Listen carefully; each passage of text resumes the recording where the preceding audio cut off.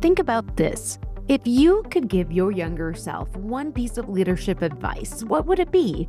If you've been following along in our 4-part series at Country Aire Farms with DeLaval, we've talked about the next generation, the legacy that their fathers and grandfather had built, and the technology shaping for what's ahead.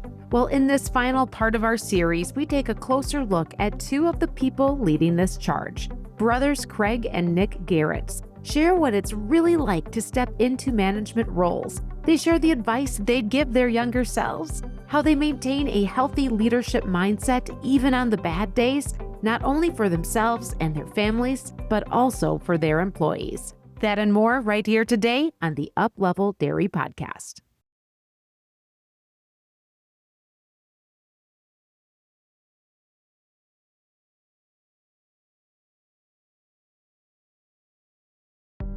This episode is brought to you by DeLaval. As a company built on innovation, DeLaval is committed to finding ways to help dairy farmers do more with less by providing world-leading milking equipment and solutions.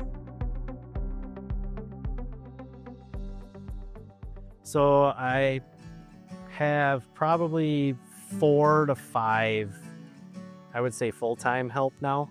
When you're working alongside of somebody, you're trusting their judgment as much as they're trusting yours.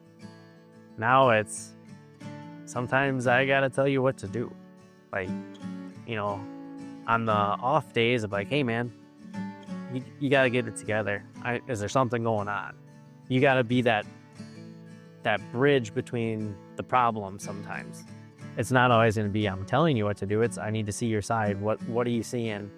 Having that confidence, you're like, okay, I gotta have this conversation. Ooh, so what I hear through that, Nick, is confidence through conflict and confrontation. Right. So it's not just confidence in feeling good about yourself, Right. but it's confidence in your ability to handle difficult conversations. Right. Were you always good at that? No, I was actually very bad at it. I never actually used to give people kind of the time of day.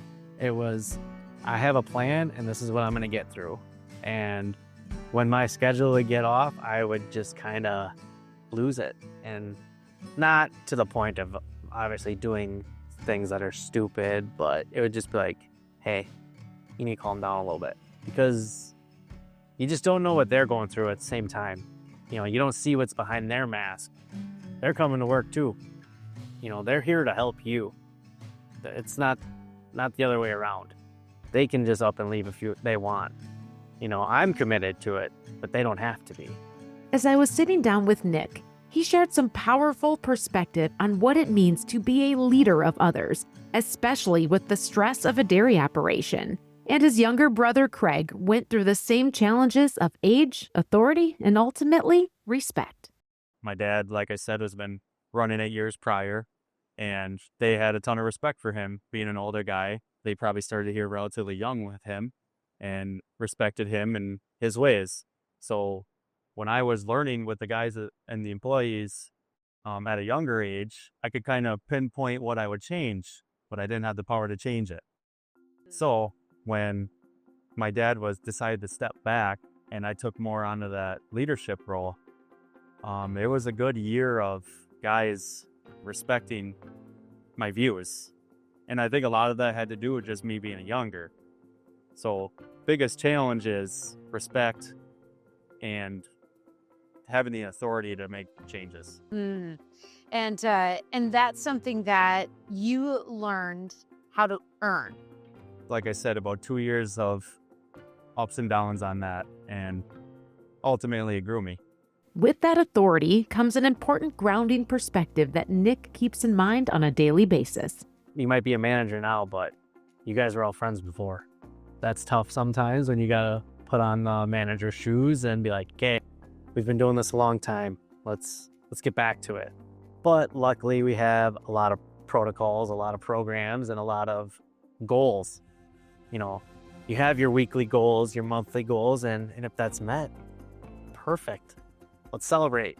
You can do that. It doesn't have to be owners and employees. No, it's still a family. But if you don't hit the goal, What does that conversation look like? How do you lead that? Just try to figure out, you got to look at all sides. Cows have dropped in milk. And you're just like, okay, what do you look at? Well, the first thing you look at is rations, stuff like that. Cow's food. You go, okay, I think that's good. You look at waters. That looks good. You go through your steps of what got you there the first time. Start knocking them off the list. You look at that. You look at that. What are you guys seeing? And then obviously communicating with the employees, like, what are you guys seeing that we're not? I might not be seeing the daily cow this. I'm not seeing the daily machinery. You guys are using it. But luckily there's been huge upgrades in technology where, hey, I can see kind of a little bit closer, but I still need to listen. So that conversation is just simply sometimes asking. Does that come more naturally for you now? It does now. My brother has got amazing protocols and programs and goals that he goes, we meet these. We're doing good. You want to see that. You want to see the joy in people's faces all the time. So why not try to meet that goal? Why not strive for that goal? And luckily I got a family that is very focused on the future. So your goals are always changing. With a future-focused family, as Nick mentioned, Craig has a deep-rooted respect for their father and uncle who gave them the opportunity to reach those goals. I got to give my dad and uncle credit, though, because it's not easy to step back from this and just let your younger son try to run the day-to-day operation. Yeah, they gave you a lot of responsibility, didn't they? Yeah, and I'm very grateful for it because they grew me, and I think in a positive way. So today, in the role that you're in, you're overseeing a lot of people, a lot of cows. How would you describe your mindset as a manager? I would say lead with confidence, lead with direction, and support when needed. How do you live that out on a daily basis here? So on the confidence part, I would say come here, be confident in your work, your decisions, but be open-minded to everyone else. So I do take my herdsman, for example, Franco's, his opinion very extensively. And I do take most of his ideas when it comes to anything with cow flow. And there's a lot of changes he's made that we made here that positively impacted us. Don't be arrogant that you're the one running the show on the day-to-day. Be mindful of that. Was that hard? That honestly was probably natural. Oh, wow. I have much respect for what these guys do here day to day. They're in the trenches every day. They know how it's going. So for me to go in there doing half and half office work and half in the barn, who am I to tell them this is the way to do it and not take their opinion? So you have a lot of trust for your team. I do. It took some time developing the managers, and very grateful for how they respect me, and I respect them as well. So you mentioned that you take a lot of ideas from Franco, the guy that's working with the cows every day, that's really boots on the ground 100%. What's an example of something that he's brought to you that you've been able to implement and do so for the betterment of the cows, the people, and the business? Oof, I could name a lot of cow flow things. So we have a special needs parlor creating a colostrum pen, and then a double check fresh pen would be another example. So when these cows calve in, take their colostrum, we get what we need for calves and we sell off the rest. Well, then they go to a first pen that would be like a check pen for Franco, and anything that's remotely needs to be looked at, he keeps in there. And then from there, they go to a second type of fresh pen that will be moved into the milking pens. Okay. So I took his idea of that colostrum pen just to make it more efficient on the cow flow. So he's brought forth some great ideas. You've then honored those ideas by implementing them. And it's been a good thing for the cows. But what do you think it's done for your relationship with him? Well, again, bouncing back onto that trust thing, giving him trust in making cold cow decisions, anything like that. I don't need to be at his back all the time trying to oversee everything. As Craig reflects on his leadership skills, a word that stands out throughout their conversations at Country Aire Farms is this: trust. The word trust keeps coming up, but in different capacities, right? That's a pretty key word around here, isn't it? Trust. Yeah, it goes a long ways here. And without trust, there can be a lot of complications. Yeah. How do you define that word? Would be believing in your guys, trusting what they're doing, and being able to excel the best they can. From trusting employees to trusting yourself and your own decisions, Nick admits this is an area he struggled with when moving into a role of authority, and how over time his perspective and focus has changed. For me now, my perspective has changed from 10 years ago. 10 years ago, I was young. I was coming into the farm and, hey, what can you do? Now it's like, okay, I know I can do this. Now what can I do? And then at the same time, you built a family. See what you're doing for them. See what you're changing. And then see, are they coming back? You know, you kind of jump into that role of your dad and your uncle, like, I didn't see that coming yet, but it's coming, hopefully. As he looks back, both brothers agree that confidence and continuous learning are key aspects of leadership. If you had to go back and give Nick advice from 10 years earlier, Yep. what would you tell yourself? Have the confidence to do it. Like, you know, you had to learn a lot. You still learn every single day, but trust yourself. Trust that you can do it and see where it takes you. You know, there was a lot of, can you? Do you want to? Just because Grandpa said you could come back doesn't mean you actually want to come back. Like, you have to grow into that. So that was, trust yourself that you can. And glad I did, because I'm doing it here. Reflection on past experience is a theme throughout our conversation, and it's not only a learning tool, but a tool for growth. Craig also took a step back to look at what his advice would be to his younger self. I would say lead with confidence, motivation, be ambitious, and take your opinions from your peers. So confidence, ambition, motivation, and also seeking counsel is what I'm hearing there too. And so, you know, you talk about this confidence and this motivation. Are there ever days when you have a hard time with motivation, or does that come easy for you? From the early stages, I had to develop it, but through the years and getting partnered into here, that motivation grew, because now that it's part of my business, you want to do the best you can. So when I wake up in the morning, I'm usually ready to go, and when I go to bed, I'm usually thinking about what we could do better than the next day. The mind really doesn't shut off. Do you think there's something to be said about motivation and momentum? Yeah, I would say motivation is going to push the momentum further, being progressive dairyman.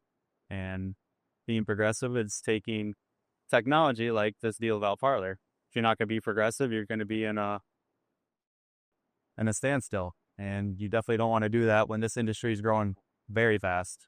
So you spend a lot of time developing leadership, management skills.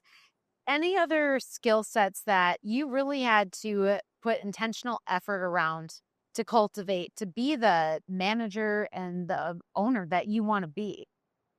I would say controlling your stress, controlling your mood.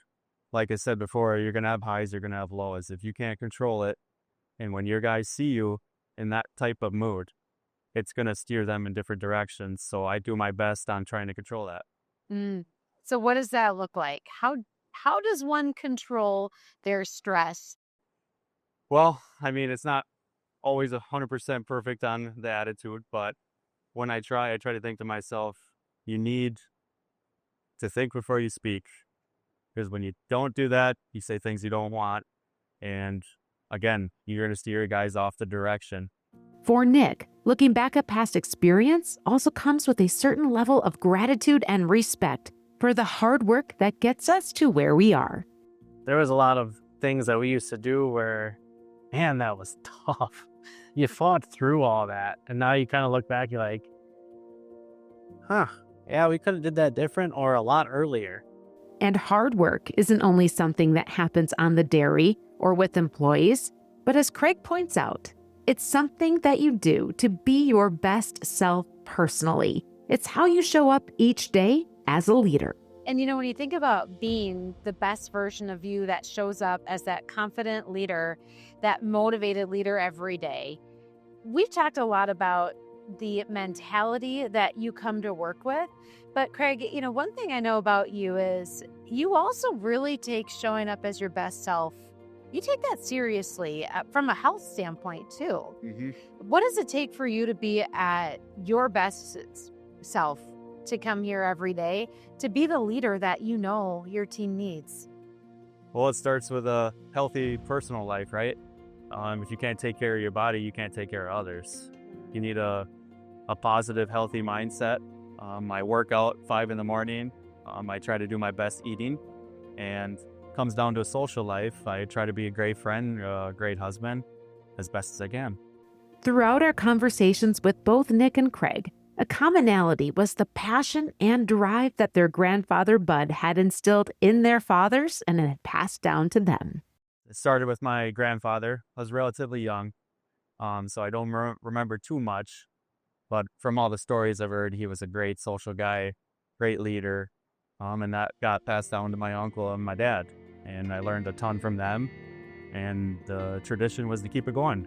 As we wrap up, culture isn't only something you hear about and strive for, but there's always a story behind the culture of a business. And as Nick brings up, when you look around at Country Aire Farms, their operation, their location, and the history of the dairy tells its own story. You simply have to take the time to listen. How I look at it is, now you can kind of see the barns, how we described it as barns 5 and 6 are the boys. You know, 1, 2, 3, and 4 were the dads. And at this location, it was grandpa's. You can actually see the generations on property. Like, you don't think of it like that, but you go, man, that's a big farm. And then you actually break it down, you go, wow, that's actually yours. You're like, take a step back, and you know, it takes you a little bit to drive through it because it's large. You can see that, and just look at it sometimes. You know, it's yours.